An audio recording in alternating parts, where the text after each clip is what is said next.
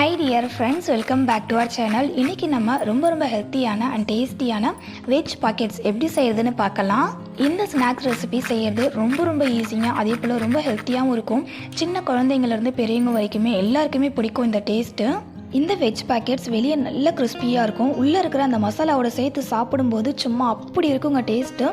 ரெசிபிக்குள்ளே போகிறதுக்கு முன்னாடி எப்பவும் போல் உங்ககிட்ட ஒரு சின்ன ரெக்வஸ்ட், நீங்கள் இன்னும் நம்ம சேனல் மை ஸ்டைல் குக்கிங்கை சப்ஸ்கிரைப் பண்ணலை அப்படின்னா சப்ஸ்கிரைப் பண்ணிக்கோங்க. இந்த வீடியோவை லாஸ்ட் வரைக்கும் ஸ்கிப் பண்ணாமல் பாருங்கள். இந்த ரெசிபி உங்களுக்கு பிடிச்சிருந்தது அப்படின்னா இந்த வீடியோக்கு மறக்காமல் ஒரு லைக் பண்ணிக்கோங்க. இந்த ரெசிபி நிறைய பேருக்கு ரீச் ஆகும். இப்போ வாங்க ரெசிபிக்குள்ளே போகலாம். வெஜ் பேக்கெட்ஸ்லேருந்து வர சவுண்டே உங்களுக்கு தெரியும் எவ்வளோ கிறிஸ்பியாக இருக்குது அப்படின்னு. பார்க்குறதுக்கே செம்ம டெம்டிங்காக இருக்குல்ல. ஓகே, வாங்க எப்படி செய்கிறதுன்னு பார்க்கலாம். இந்த ஸ்நாக்ஸ் செய்கிறதுக்கு ஃபஸ்ட்டு ஒரு பவுலில் 1 கப் அளவுக்கு கோதுமை மாவை எடுத்துக்கோங்க. ஹெல்த்தியாக செய்யணுன்றதுக்காக நான் கோதுமை மாவில் செஞ்சுருக்கேங்க. கோதுமை மாவை மெஷர் பண்ண அதே கப்பால் 1/4 கப் அளவுக்கு ரவை சேர்த்துக்கோங்க. அடுத்து டேஸ்ட்டுக்கு தகுந்த போல் உப்பு சேர்த்துக்கலாம். நான் வந்துட்டு ஒரு 1/2 டேபிள் ஸ்பூன் அளவுக்கு உப்பு சேர்த்துருக்கேன். சேர்த்துட்டு கோதுமை மாவு, ரவை, உப்பு இது மூணுமே நல்லா மிக்ஸ் ஆகிற அளவுக்கு மிக்ஸ் பண்ணி விட்டுக்கலாம். அடுத்து இந்த மாவு கூட 2 டேபிள் ஸ்பூன் நெய்யை நல்லா சூடு பண்ணிவிட்டு சுட அந்த மாவு கூட சேர்த்துக்கோங்க. சேர்த்துட்டு நெய் மாவு கூட நல்லா கலந்து வர அளவுக்கு மிக்ஸ் பண்ணி விட்டுக்கலாம். நெய் இந்த மாதிரி நல்லா சூடு பண்ணி சேர்த்துக்கிறதால இந்த வெஜ் பாக்கெட்ஸை எண்ணெயில் போட்டு பொரித்து எடுக்கும்போது எண்ணெய் குடிக்காமல் இருக்கும். அதே போல் மேலே நல்ல மொறுமொறுப்பாக இருக்கும். வீடியோவில் காமிக்கிற மாதிரி இந்த மாதிரி மாவை நல்லா அழுத்தி விட்டு பசந்து விட்டுக்கோங்க. அப்போ ஈவனாக நெய் எல்லா மாவுலையுமே நல்லா மிக்ஸ் ஆகி வரும். நெய் சேர்த்து மாவை நல்லா மிக்ஸ் பண்ணி விட்டதுக்கு அப்புறமா அடுத்து இந்த மாவில் கொஞ்சமாக தண்ணி சேர்த்து மாவை சப்பாத்தி மாவு பதத்துக்கு நல்லா சாஃப்டாக பசஞ்சிக்கலாம். எடுத்த உடனே மாவில் நிறையா தண்ணி சேர்த்து பசஞ்சிக்க வேணாம். கொஞ்சமாக தண்ணி சேர்த்து மாவை சப்பாத்தி மாவு போல் நல்லா சாஃப்டாக பசஞ்சிக்கணும். இப்போ பாருங்கள், மாவு நல்லா சாஃப்டாக பசஞ்சாச்சு. கொஞ்சம் கூட பிசுப்பாக இருக்கக்கூடாது. மாவை நல்லா பசஞ்சதுக்கு அப்புறமா மாவை இந்த மாதிரி தொட்டு பார்த்தீங்கன்னா நல்லா சாஃப்டாக இருக்குது பாருங்கள். இந்த அளவுக்கு சாஃப்டாக இருக்கணும். இப்போ இந்த மாவை ஒரு 15 நிமிஷத்துக்கு நம்ம அப்படியே ஊற வச்சிடலாங்க. மாவை மூடிட்டு அப்படியே வச்சிடுங்க. அடுத்தது உள்ளே வைக்கிறதுக்காக நம்ம ஸ்டஃபிங் ரெடி பண்ணிக்கலாம். ஸ்டஃபிங் செய்யறதுக்காக ஸ்டவ் ஆன் பண்ணிவிட்டு ஒரு பேன் வச்சுட்டு பேனில் 2 டேபிள் ஸ்பூன் எண்ணெய் சேர்த்துக்கோங்க.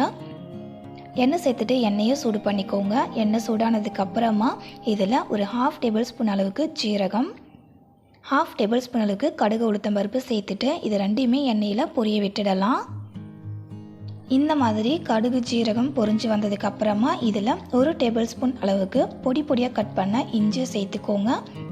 கூடவே ஒரு பச்சை மிளகாவை பொடியாக கட் பண்ணி சேர்த்துட்டு இஞ்சியோட பச்சை வாசனை போகிற வரைக்கும் வதக்கி விட்டுக்கலாம்.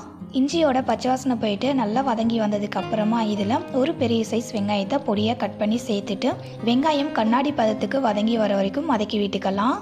இந்த ஸ்டஃபிங்கில் வெங்காயம் நிறையா இருந்தால் பிடிக்கும் அப்படின்னா நீங்கள் 2-3 வெங்காயம் கூட எக்ஸ்ட்ரா சேர்த்துக்கலாங்க. இப்போ பாருங்கள், வெங்காயம் கண்ணாடி பதத்துக்கு வதங்கி வந்திருக்கு பாருங்கள். இந்த அளவுக்கு வதங்கி இருந்தால் போதும், ரொம்ப வதக்கி விடணும் அப்படின்ற அவசியம் இல்லை. இந்த வெங்காயத்தை கூட ஒரு கொத்தளவுக்கு கருவேப்பிலை சேர்த்துட்டு 1/2 கேப்சிகமை பொடியாக கட் பண்ணி சேர்த்துக்கோங்க. கூடவே 2 பெரிய சைஸ் உருளைக்கிழங்க தோலை சீவிட்டு உருளைக்கிழங்க இந்த மாதிரி நல்லா குட்டியாக கட் பண்ணி சேர்த்துக்கோங்க. நெக்ஸ்ட்டு ஒரு மீடியம் சைஸ் கேரட்டை துருவிட்டு சேர்த்துட்டு இப்போ இது எல்லாமே நல்லா ஒன்றா மிக்ஸ் ஆகிற அளவுக்கு ஃபஸ்ட்டு மிக்ஸ் பண்ணி விட்டுக்கலாம். நம்ம எடுத்துக்கிற 1 கப் கோதுமை மாவுக்கு நம்ம ரெடி பண்ணுற இந்த ஸ்டஃபிங் அளவு கரெக்டாக இருக்கும். ஸோ வீடியோவில் சொல்லியிருக்க அதே மெஷர்மெண்ட்டை யூஸ் பண்ணி ஸ்டஃபிங் ரெடி பண்ணிக்கோங்க.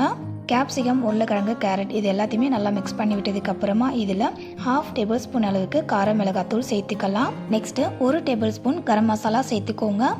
உங்ககிட்ட சாட் மசாலா இருந்துச்சு அப்படின்னா அது கூட நீங்கள் சேர்த்துக்கலாம். நெக்ஸ்ட்டு இதில் ஒரு 1/2 டேபிள் ஸ்பூன் உப்பு சேர்த்துக்கோங்க. உப்பு உங்களுடைய டேஸ்ட்டுக்கு தகுந்த மாதிரி நீங்கள் சேர்த்துக்கலாம். 1/4 டேபிள் ஸ்பூன் மஞ்சத்தூள் சேர்த்துட்டு இப்போ இந்த மசாலா அதுக்கப்புறம் வெஜிடபிள்ஸ் இது ரெண்டுமே மிக்ஸ் ஆகிற அளவுக்கு மிக்ஸ் பண்ணி விட்டுக்கோங்க. மிக்ஸ் பண்ணி விட்டதுக்கு அப்புறமா ஸ்டவ்வை மீடியம் ஃப்ளேமில் வச்சுட்டு இந்த மசாலாவோட பச்சை வாசனை போகணும். அதே போல் உருளைக்கிழங்கு நல்லா வெந்து வரணும். அது வரைக்கும் இந்த உருளைக்கிழங்கை வேக வச்சுக்கலாங்க. உருளைக்கிழங்கு வேகிறதுக்காக இதில் தண்ணியெலாம் ஆட் பண்ணக்கூடாது. ஸ்டவ்வை மீடியம் ஃப்ளேமில் வச்சுட்டு நம்ம உருளைக்கிழங்கை இடையில இந்த மாதிரி கிளறி விட்டு வேக வச்சோம் அப்படின்னாலவே உருளைக்கிழங்கு நல்லா வெந்து வரும். ஒரு 15 நிமிஷத்துக்கு நம்ம அப்படியே இந்த உருளைக்கிழங்கை குக் பண்ணோம் அப்படின்னா உருளைக்கிழங்கு நல்லா வெந்து வரும். பாருங்கள், இடையில இந்த மாதிரி உருளைக்கிழங்கை கிளறி விட்டு வேக வச்சுக்கோங்க. 15 நிமிஷம் உருளைக்கிழங்க ஸ்டவ்வை மீடியம் ஃப்ளேம்லேயே வச்சு வேக வச்சதுக்கப்புறம் பாருங்கள் உருளைக்கிழங்கு நல்லா வெந்து வந்திருக்கு. வெந்ததுக்கு அப்புறமா ஸ்டஃபிங்கோட அளவு பாருங்கள் கம்மியாக இருக்குது. உருளைக்கிழங்கு வெந்திருக்கான்னு செக் பண்ணுறதுக்கு இந்த மாதிரி கத்தியால் உருளைக்கிழங்க கட் பண்ணி பாருங்கள். நல்லா சாஃப்டாக கட் ஆகுது இல்லை. இப்போ உருளைக்கிழங்கு நல்லா வெந்திருக்கு. இந்த ஸ்டேஜில் ஸ்டவ் ஆஃப் பண்ணிவிட்டு இந்த ஸ்டஃபிங்கை ஒரு பவுலில் மாற்றிக்கோங்க. இப்போ அந்த ஸ்டஃபிங் அப்படியே இருக்கட்டும். அடுத்து நம்ம ஊற வச்சுருந்த மாவை பாருங்கள். மாவு ஊற விட்டதால் இன்னுமே மாவு நல்லா சாஃப்டாகி இருக்கும். இப்போது இந்த கோதுமை மாவுலேருந்து கொஞ்சமாக மாவு எடுத்து இந்த மாதிரி ரவுண்ட் ஷேப்பில் உருட்டிக்கோங்க.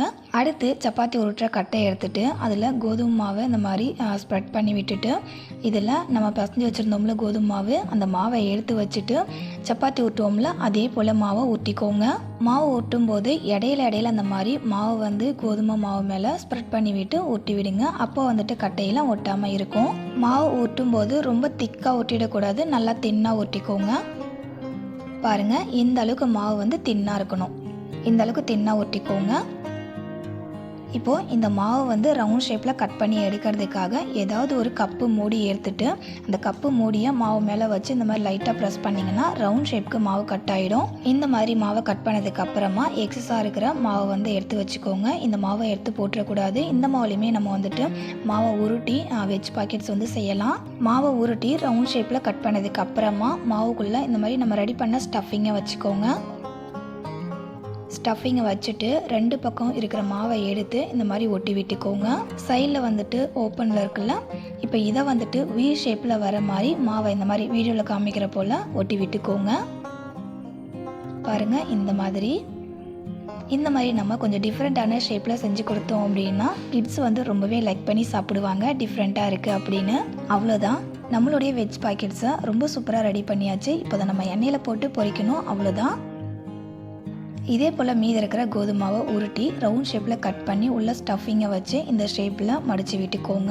நம்ம ரெடி பண்ணி வச்சுக்க வெஜ் பாக்கெட்ஸை ஒரு பிளேட்டில் வச்சிடலாம். இது அப்படியே இருக்கட்டும். நெக்ஸ்ட் ஒரு பவுல் எடுத்துக்கோங்க. அதில் 3 டேபிள் ஸ்பூன் கோதுமை மாவு சேர்த்துக்கோங்க. கோதுமை மாவுக்கு பதிலாக நீங்கள் கார்ன்ஃப்ளவர் அப்படின்னா மைதா மாவு கூட சேர்த்துக்கலாம். மாவில் தண்ணி சேர்த்துட்டு ஒரு 1/4 டேபிள் ஸ்பூன் உப்பு சேர்த்துட்டு இந்த மாவை கட்டி எதுவும் இல்லாமல் நல்லா ஸ்மூத்தாக கரைச்சி எடுத்துக்கோங்க. மாவு வந்து ரொம்ப கெட்டியாக இருக்கக்கூடாது, கொஞ்சம் தண்ணியாக இருக்கணும். பாருங்கள், இந்த மாதிரி மாவு கட்டி இல்லாமல் நல்லா ஸ்மூத்தாக கொஞ்சம் தண்ணியை கரைச்சி எடுத்துக்கோங்க. அடுத்து ஒரு பிளேட்டில் பிரெட் க்ரம்ஸ் ரெடி பண்ணி வச்சுக்கோங்க.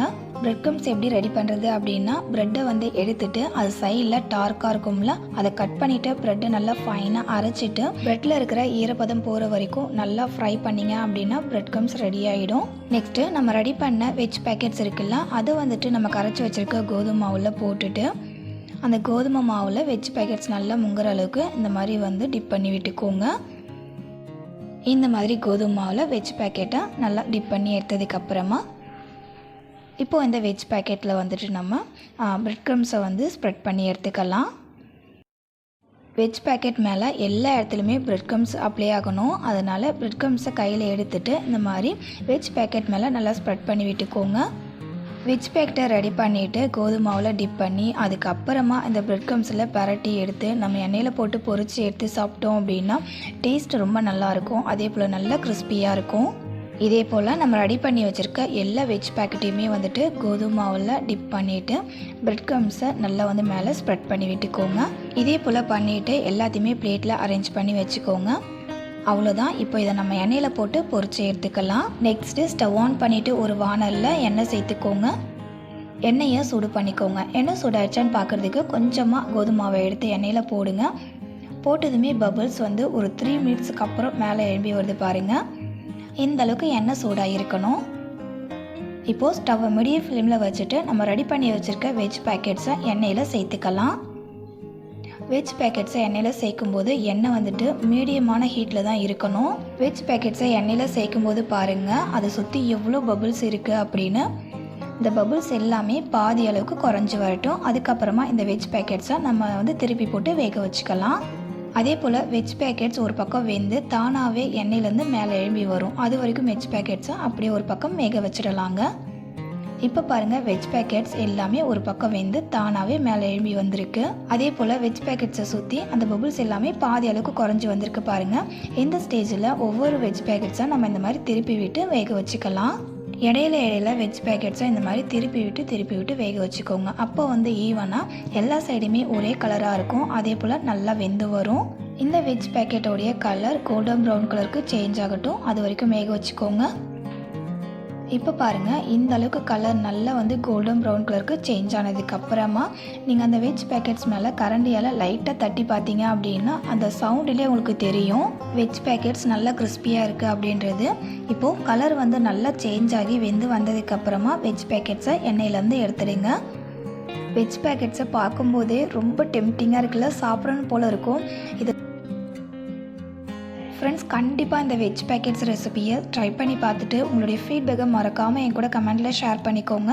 அது என்னை ரொம்ப மோட்டிவேட் பண்ணும். அதே போல் இந்த ரெசிபி பார்க்குற எல்லா ஃப்ரெண்ட்ஸுக்கும் அது ரொம்பவே யூஸ்ஃபுல்லாக இருக்கும். இதே போல் மீதி இருக்கிற எல்லா வெஜ் பேக்கெட்ஸுமே எண்ணெயில் போட்டு சுட்டு எடுத்ததுக்கப்புறமா நான் காமிக்கிறேன் பாருங்கள். ஃப்ரெண்ட்ஸ், இந்த மாதிரி குழந்தைங்களுக்கு டிஃப்ரெண்ட்டாக ஹெல்த்தியாக செஞ்சு கொடுங்க. குழந்தைங்களும் லைக் பண்ணி சாப்பிடுவாங்க. அவங்க ஹெல்த்தியாக சாப்பிட்டாங்க அப்படின்ற திருப்தியும் நமக்கு இருக்கும். நீங்கள் செய்யும்போது ஒன்று எடுத்து சாப்பிட்டுட்டாங்க அப்படின்னா நீங்கள் செய்ய எல்லாமே காலியாகிடுங்க. அவ்வளோ விருப்பப்பட்டு சாப்பிடுவாங்க எல்லாருமே.